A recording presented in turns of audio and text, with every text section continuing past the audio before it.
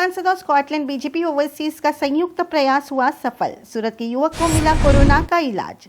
इस समय कोरोना ने दुनिया भर में हाहाकार मचा रखा हुआ है। लंदन में भी कोरोना ने सैकड़ों लोगों को अपनी चपेट में ले लिया है। कईयों को कोरोना जैसी भीषण महामारी में अपनी जान भी गंवानी पड़ी है। हालांकि लंदन की सरकार इससे जूझने के लिए एड़ी चोटी का जोर लगा रही है। वहां की जनता भी इन्हें सहकार दे रही है। बावजूद वहां के नागरिकों के साथ साथ सूरत का एक युवक भी कोरोना वायरस की चपेट में आ गया।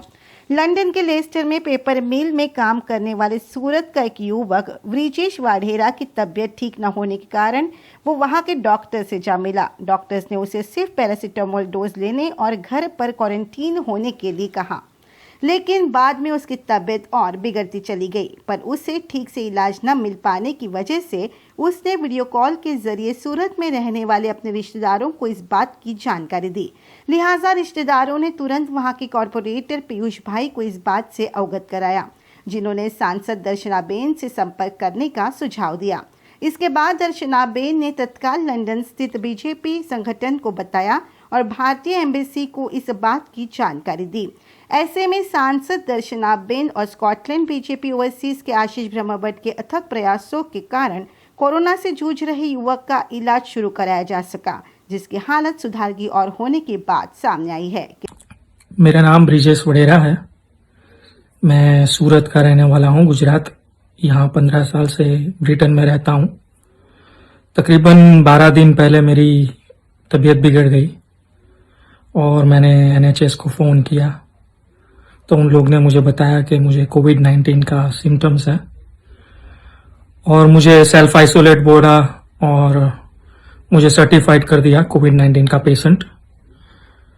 फिर धीरे धीरे मेरी तबीयत बिगड़ने लगी और खांसी ज़्यादा हो गई और मैंने सोचा चलो उनको फ़ोन कर देते हैं वापस। तो मैंने 111 NHS जो सिविल हॉस्पिटल की तरह होती है उसको वापस फ़ोन किया कि मेरी तबीयत अभी बिगड़ रही है। तो उन लोग ने मुझे बोल दिया हम कुछ कर नहीं सकते, आपको घर पे ही रहना है और पैरासीटामोल लेना है और हम आगे कुछ नहीं कर सकते।